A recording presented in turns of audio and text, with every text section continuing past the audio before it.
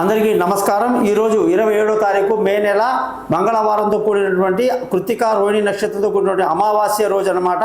ఈ రోజు మేషరాశి వాళ్ళకి ధన ఆదాయం బాగుంది, కుటుంబ సంతోషం బాగుంది। వృషభ రాశి వాళ్ళు అనుకున్న పనులు అనుకున్నట్లు సాధిస్తారు, శుభవార్తలు అందుకుంటారు। మిథున రాశి వాళ్ళకి ధన నష్టము అలాగే కుటుంబంలో ఇబ్బందులు ఉంటాయి। కర్కాటక రాశి వాళ్ళకి వ్యాపారంలో మంచి లాభాలతో కూడిన రోజుగా చెప్పాలి। సింహ రాశి వాళ్ళకి పదోన్నతి, పదవిలో మంచి పొజిషన్ ఉంటుంది।